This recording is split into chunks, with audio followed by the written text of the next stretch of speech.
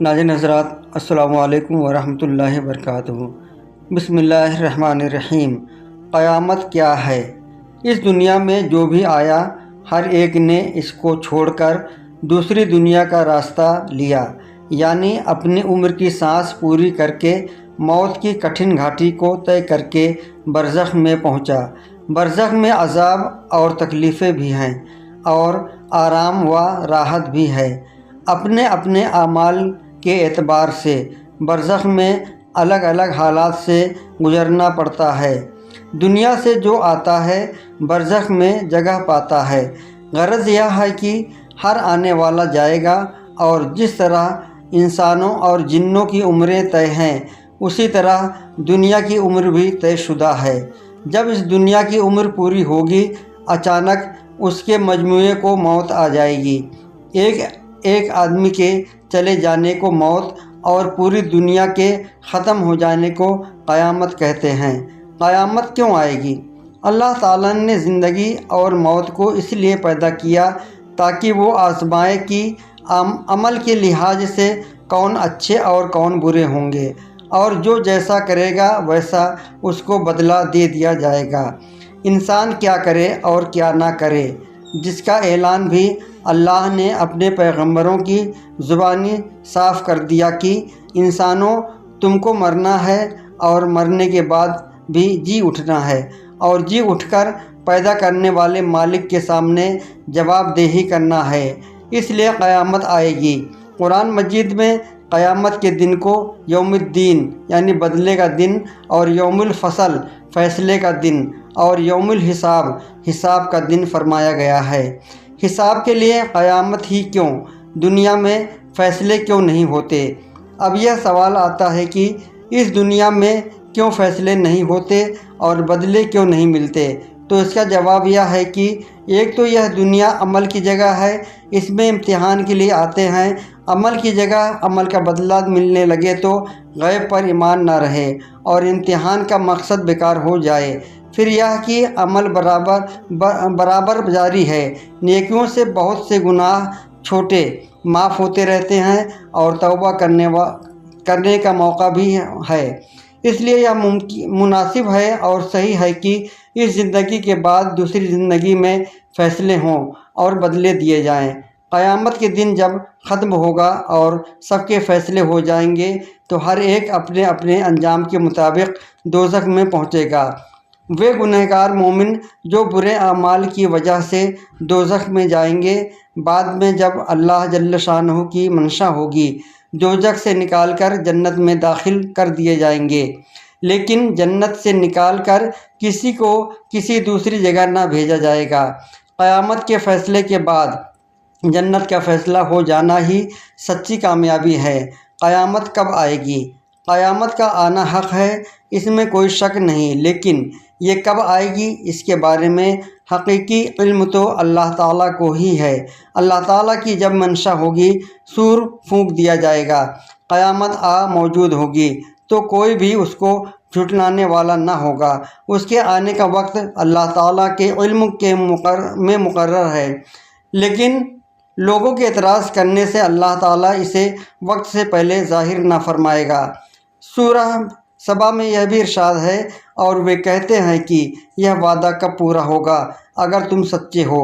آپ نبی صلی اللہ علیہ وسلم کہہ دیجئے کہ اے لوگوں، تمہارے لیے وعدہ ہے ایک دن کا، نہ ایک گھڑی اس کے آگے کیے جاؤ گے اور نہ پہلے۔ سب سے بڑے ظالموں پر قیامت نازل ہوگی۔ حضرت عبداللہ بن مسعود رضی اللہ عنہ سے روایت ہے کہ حضرت رسول کریم صلی اللہ علیہ وسلم نے ارشاد فرمایا کہ قیامت سب سے بری مخلوق پر قائم ہوگی۔ یہ بھی ارشاد فرمایا کہ اس وقت تک قیامت قائم نہ ہوگی جب تک زمین میں اللہ اللہ کیا جاتا رہے گا۔ یہ بھی ارشاد فرمایا کہ قیامت کسی ایسے شخص پر قائم نہ ہوگی جو اللہ اللہ کہتا ہوگا۔ مسلم شریف۔ چونکہ مسلمان کی موجودگی میں قیامت قائم نہ ہوگی، اس لیے دنیا کے اسی دن و رات کے ہوتے ہوئے اچانک اللہ تعالیٰ ایک عمدہ ہوا بھیج دے گا جو مسلمانوں کی بغلوں میں لگ کر ہر مومن اور ہر مسلم کی روح قبض کر لے گی، اور سب سے برے لوگ باقی رہ جائیں گے۔ جو سب کے سامنے بے حیائی سے گدھوں کی طرح عورتوں سے زنا کریں گے۔ مشکوٰۃ شریف۔ ٹھنڈی ہوا کے ذریعے تمام مومنوں کو موت دی جائے گی۔ حضرت عبداللہ بن عمر رضی اللہ تعالیٰ عنہ سے روایت ہے کہ پیارے نبی صلی اللہ علیہ وسلم نے ارشاد فرمایا کہ دجال کو قتل کرنے کے بعد حضرت عیسیٰ علیہ السلام 7 سال لوگوں میں رہیں گے۔ اس دور میں 2 آدمیوں کے بیچ ذرا دشمنی نہ ہوگی۔ حضرت عبداللہ بن عمر رضی اللہ تعالیٰ عنہ سے روایت ہے کہ پیارے نبی صلی اللہ علیہ وسلم نے ارشاد فرمایا کہ دجال کو قتل کرنے کے بعد حضرت عیسیٰ علیہ السلام 7 سال لوگوں میں رہیں گے۔ اس دور میں 2 آدمیوں کے بیچ ذرا دشمنی نہ ہوگی۔ اس کے بعد سب سے برے لوگ رہ جائیں گے جو برے کرتوتوں اور شرارت کی طرف بڑھنے میں ہلکے پرندوں کی طرح تیزی سے اڑنے والے ہوں گے اور دوسروں کا خون بہانے اور جان لینے میں درندوں جیسے اخلاق والے ہوں گے۔ نہ بھلائی کو پہچانتے ہوں گے نہ برائی کو برائی سمجھتے ہوں گے۔ ان کا یہ حال دیکھ کر انسانی شکلوں میں شیطان ان کے پاس آ کر کہے گا کہ افسوس، تم کیسے ہو گئے؟ تمہیں شرم نہیں آتی کہ اپنے باپ دادوں کو چھوڑ بیٹھے؟ وہ اس سے کہیں گے کہ تو ہی بتا ہم کیا کریں۔ اس لیے وہ ان کو بت پرستی کی تعلیم دے گا اور وہ بت کی پوجا کرنے لگیں گے۔ وہ اسی حال میں ہوں گے، یعنی قتل و خون، بگاڑ، فساد اور بت پرستی میں پڑے ہوں گے، اور ان کو خوب روزی مل رہی ہوگی اور اچھی زندگی گزر رہی ہوگی کہ سور پھونک دیا جائے گا۔ سور کی آواز سب ہی سنیں گے۔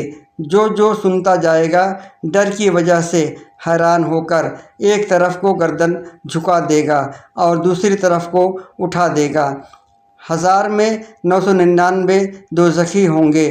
پھر فرمایا کہ سب سے پہلے جو شخص اس کی آواز سنے گا وہ ہوگا جو اونٹوں کو پانی پلانے کا حوض لیپ رہا ہوگا۔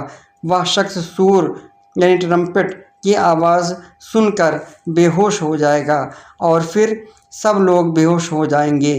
پھر اللہ ایک بارش بھیجے گا جو اوس کی طرح ہوگی، اس سے آدمی اگ جائیں گے، یعنی قبروں میں مٹی کے جسم بن جائیں گے۔ پھر دوبارہ سور پھونکا جائے گا تو اچانک سب کھڑے دیکھتے ہوں گے۔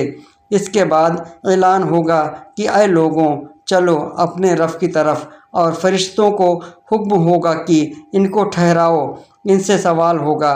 پھر اعلان ہوگا کہ اس سارے مجمع سے دوزخیوں کو الگ کر دو۔ اس پر پوچھا جائے گا اللہ جل شانہ سے کہ کس تعداد میں سے کتنے دوزخی نکالے جائیں۔ جواب ملے گا کہ ہر 1000 میں 999 دوزخی جہنمی نکالو۔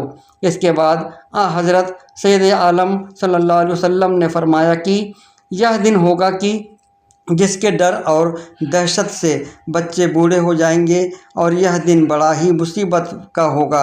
مسلم شریف۔ ان حدیثوں سے معلوم ہوا کہ قیامت قائم ہونے کے وقت کوئی مسلمان دنیا میں موجود نہ ہوگا۔ اس بڑی مصیبت سے اللہ تعالیٰ ان انسانوں کو بچائے رکھیں گے جن کے دل میں ذرہ برابر بھی ایمان ہوگا۔ اللہ تبارک و تعالیٰ سے دعا ہے کہ ہمارا خاتمہ ایمان